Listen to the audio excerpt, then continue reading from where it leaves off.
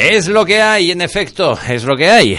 ¿Qué le vamos a hacer? Pero bueno, aún tenemos hasta las 2 y luego ya sabéis que hay deportes aquí con la trastienda en la 99.9. Saluda a Bruno Montano. Bruno, ¿qué tal? ¿Cómo estás? Buenos días, Ramón. Joaquín Ayora, ¿cómo va todo? Buenos días, muy bien. Y vienes acompañado por Javier Guzmán. Javi, muy buenos días. Hola, buenos días, encantado. ¿Cómo se llama tu horno, Javi? Ford del Barri. Ford del Barri, ¿en qué barrio está? El Barri del Cristo. El Barri del Cristo. En Aldaya. Perfecto, en Aldaya. Justo antes de volver a empezar aquí, mientras sonaban los consejillos y otros asuntos, nos ha entrado un ataque de risa a todos porque hemos empezado a recordar el mogollón de gente que sale por la tele o en risas dando lecciones de moralidad y de ética y luego les han pillado o trayendo dinero que habían desviado, caso de Conde, o con cuentinas en Panamá y antiguas sociedades y tal. Y lo que más nos impresiona era decir, ¿qué ha dicho Javi? Cállate por lo menos, no vayas dando lecciones por ahí.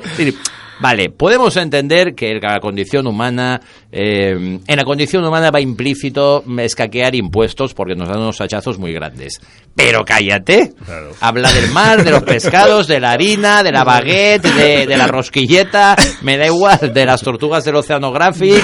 No hace falta que des lecciones de ética. Claro, es como si le voy aconsejando a la gente que tienen que llevar una vida sana, claro. Dormir 8 horas, que no beban bourbon, o como yo, cuando le digo a la gente, no fumes. Y me dicen, pero cabrón, si los empalmas. Claro. Digo, yo sí, pero yo es otra cosa. Claro, exactamente. Oye, déjame decir una cosa, porque Silvia creo que nos han mandado un mensaje diciendo si podían conseguir entradas anticipadas. Sí, y además lo aconsejamos porque se están vendiendo muy bien las entradas anticipadas para el concierto de Bebas Band el sábado, que entren en la página del blacknoteclub.com y allí podrán comprar la entrada anticipada. Blacknote.com. Blacknoteclub.com. Blacknoteclub.com. ¿Vale?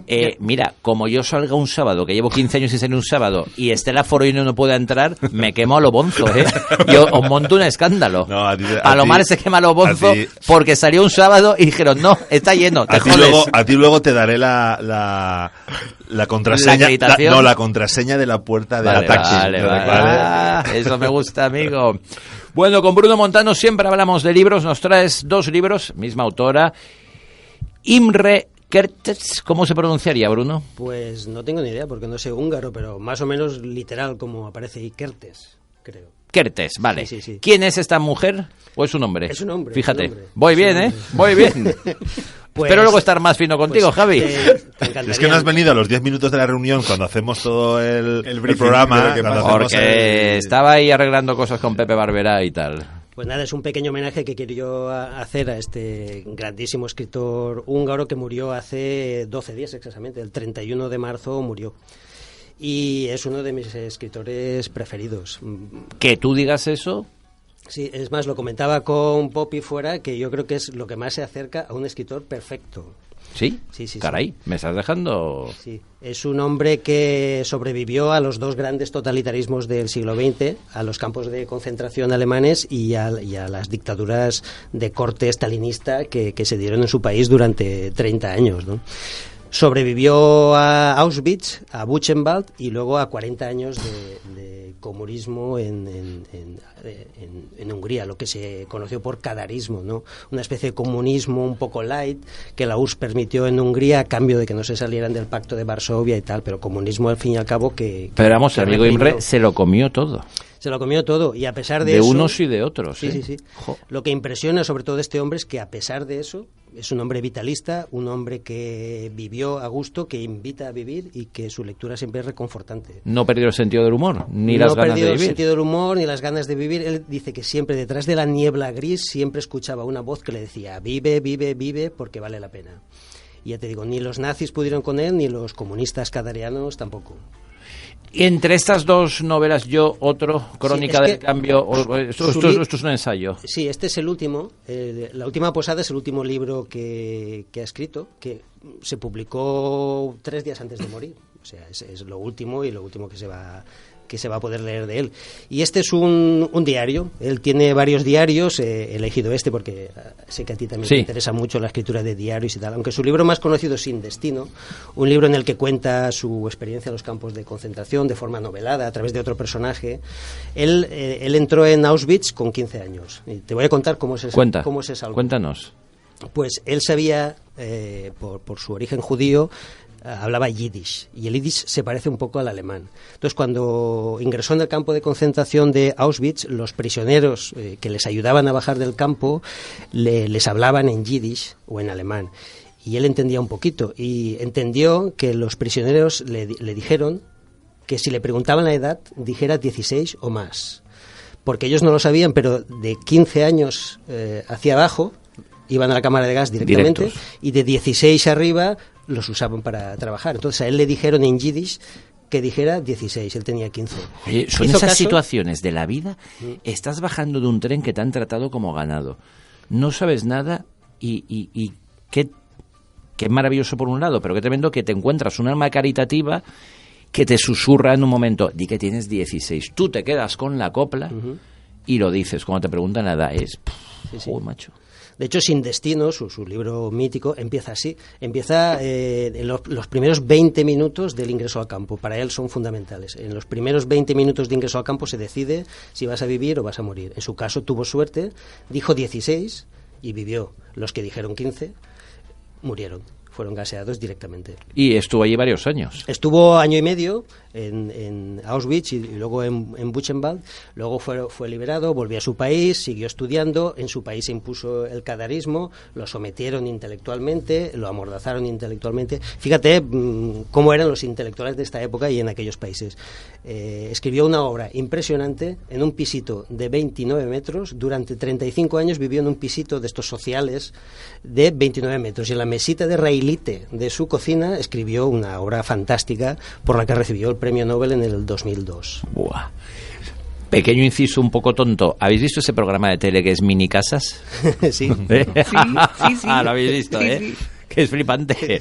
Sí, que perdona. Pues él vivió a la fuerza en una mini Pero bueno, casa. que son mini casas muy cucas y muy coquetas, muy el americano, que sean tan pequeñas. Extraordinarias. Pero esto que dices es que además de ser pequeño, pues vistas imagínate. A un barrio obrero, popular, obrero de tipo comunista, uniformizado, sí. Con una construcción casi fabril.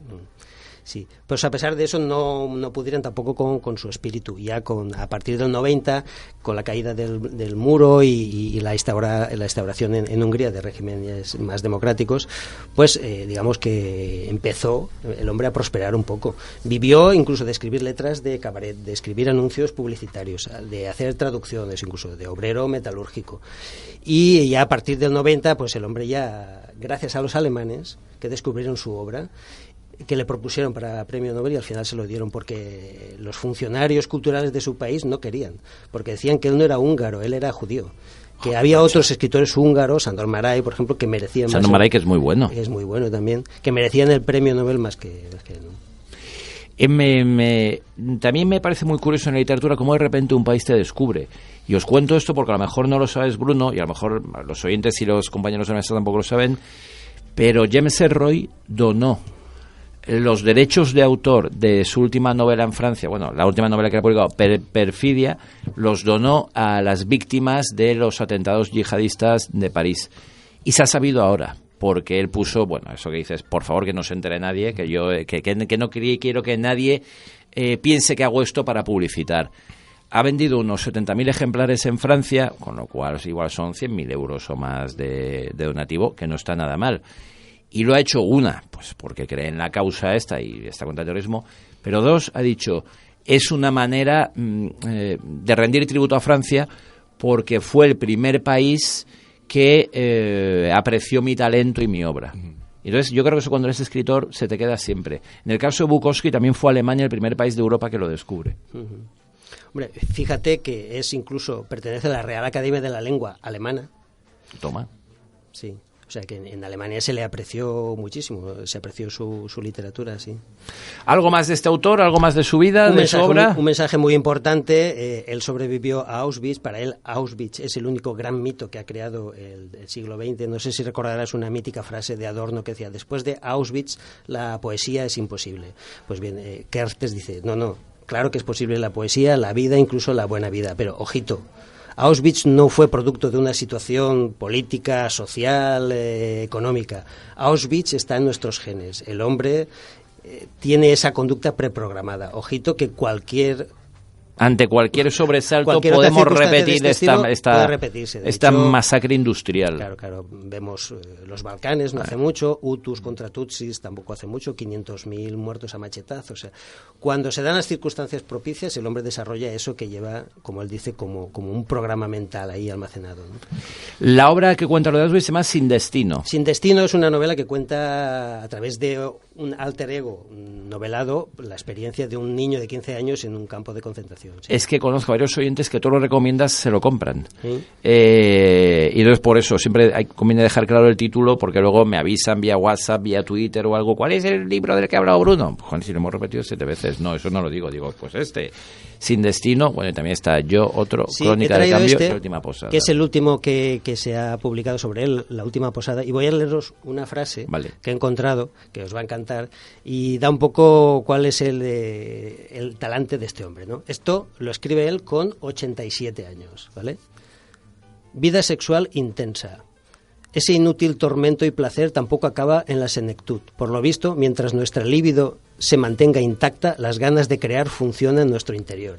Encima era calenta. A los 87 años. Quizá ese era el secreto de sobrevivir. Sí, es eso. Es de, oye, que a lo mejor aún puedo una noche loca. Muy buen tono ahí. Bueno, pues Bruno, ¿has tenido los resultados de las preguntas de psicoanálisis que le hiciste a Silvia? He hecho un estudio exhaustivo que se me está poniendo proyectivo mal cuerpo. Que le pasamos a Silvia. Se está poniendo roja, Silvia. Hace unas semanas Bruno le preguntaba a Silvia, pues es el típico test ese, ¿no? Es el test proyectivo. Que Asociación libre de palabras. Te dan una palabra y tú contestas con otra. Pero lo he hecho mal, me tenía que dar los resultados a mí previamente, ¿no? Y decidir sí, pero si... como pero no te he visto en un mes, pues nos daremos ahora. A ver, ¿qué pasa?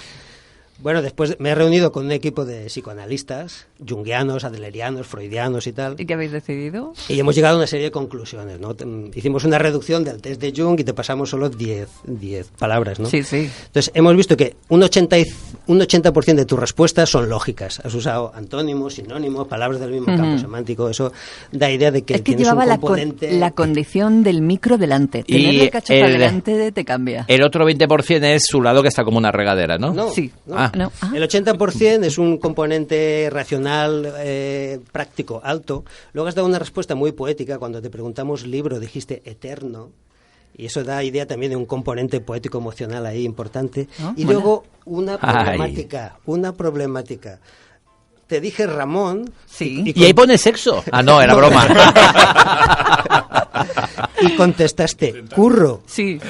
Y luego te arrepentiste e intentaste rectificarlo 2 veces. Y además te lo puedo explicar muy fácilmente. No, deja que hable él. Tú no tienes nada que explicar, que hable él. En ese momento estamos trabajando. Pero si aquí no hay que explicar, tiene que explicar él. Aquí el equipo de sesudo de psicoanalistas han llegado a una conclusión de que puedes tener algún tipo de problema con las figuras masculinas de referencia en tu vida. Una especie de complejo de Electra mal resuelto. Vaya, qué tremendo. Pero bueno, en todo caso no es grave. Tengo más figuras masculinas a mi alrededor, ahora mismo se puede ver. Pero me han comentado que la solución es sencilla, simplemente un aumento de sueldo y un mes más de vacaciones. Eso ya, vamos, ya lo tienes, eso ya está. Gracias Ramón, colega. Bueno, pues Bruno, de aquí a 2 semanas, con más libros, ¿de acuerdo? Gracias, Bruno.